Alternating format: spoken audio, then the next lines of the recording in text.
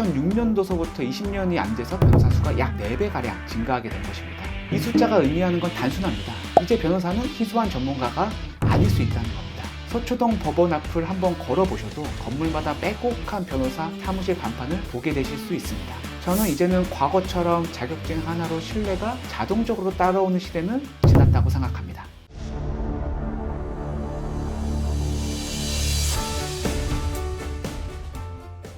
안녕하세요. 부동산 분쟁의 현장에서 진짜 이야기를 전하다. 부동산 전문 로펌의 대표 변호사 배윤철입니다. 최근 드라마 1000원짜리 변호사나 굿파트너스, 그리고 특히 이진욱 배우님이 멋있게 나왔던 에스콰이어 등의 드라마를 보면 변호사는 정말 늘 멋지게 나옵니다. 법원에서 결정적인 한마디로 판세를 뒤집고 사건이 끝나면 여유롭게 하루를 마무리하죠. 하지만 현실의 변호사는 그 장면과는 전혀 다른 방식으로 일합니다. 오늘 저는 변호사라는 직업의 화려한 이미지가 아니라 이 직업이 실제로 어떤 구조로 작동하는지, 그리고 의뢰인 입장에서 어떤 변호사를 선택해야 되는지를 조금은 냉정하게 말씀드리려고 합니다. 지금 대한민국 변호사 시장은 포화는 포화지만 저는 실질적인 재편 진행 중이라고 생각을 합니다. 현재 대한민국에는 4만 명이 훨씬 넘는 변호사가 활동하고 있고요. 2006년도에는 약 1만 명 정도 되었던 변호사 수가 로스쿨 제도 도입 이후에는 매년 1000명 이상, 1700명까지 내외로 새로 시장에 진입했고 2006년도서부터 20년이 안 돼서 변호사 수가 약 4배가량 증가하게 된 것입니다. 이 숫자가 의미하는 건 단순합니다. 이제 변호사는 희소한 전문가가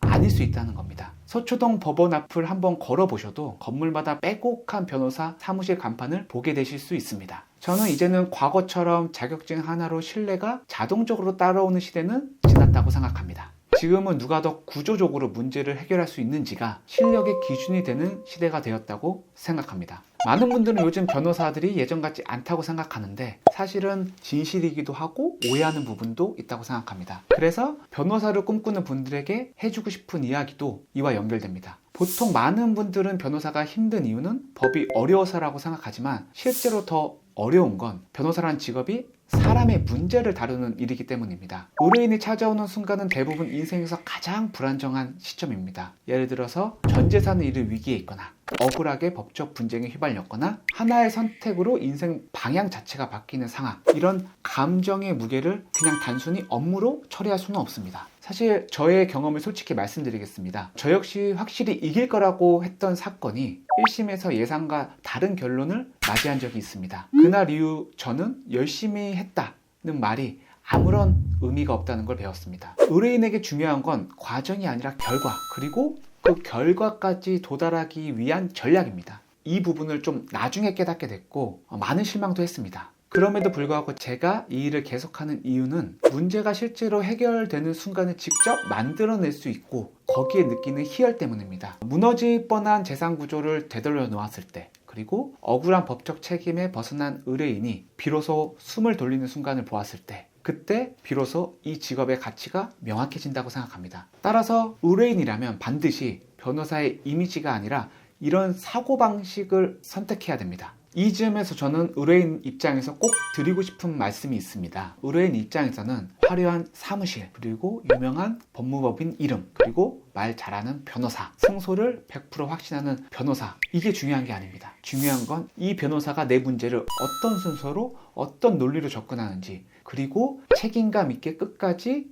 이 사건을 이끌어 나갈 수 있는 변호사인지를 중심으로 사건을 보는 변호사를 찾으셔야 됩니다. 그런데 의뢰인 입장에서는 이러한 기준에서 누가 실력 있는 변호사인지 전혀 모를 것입니다. 특히 요즘은 변호사들이 광고를 많이 하기 때문에 광고를 그럴싸하게 하거나 혹은 광고에 많이 노출되면 실력 있는 변호사라고 착각하게 만드는 경향이 강합니다. 그런데 진짜 그럴까요? 조금만 생각해보면 금방 알 수 있습니다. 변호라는 영역은 결국 그 사건을 담당하는 변호사 개인의 능력이 매우 중요하기 때문에 광고, 이미지, 노출 빈도 등은 선택의 기준에서 제외돼야 되고 변호사 그 자체, 그 변호사가 구조적으로 사건을 해결할 수 있는지 집중해서 처리해 줄 수 있는 변호사를 찾으셔야 됩니다. 저는 이렇게 생각합니다. 저희에게 사건을 맡긴다는 것은 단순히 서류를 대신 써주거나 재판에 대신 나가달라는 의미가 아닙니다. 그렇기 때문에 사건을 처음 접하면 가장 먼저 이런 질문을 던집니다. 이 사건의 핵심 리스크는 정확히 무엇인지, 그리고 그 리스크를 이겨낼 수 있는 방향성이 무엇인지, 상대방의 주장 중 법적으로 가장 취약한 지점은 어디인지, 반대로 우리가 절대 넘어서는 안 되는 선은 어디인지, 또한 그 과정을 거쳐 사건을 이길 수 있는 구조인지 혹은 최소한 지지 않을 수 있는 구조인지를 처음부터 설계합니다. 그래서 저는 끝까지 가보면 알 수 있다는 말을 거의 하지 않습니다. 대신 의뢰인분들이 원하는 게 어디까지 가능하고 혹은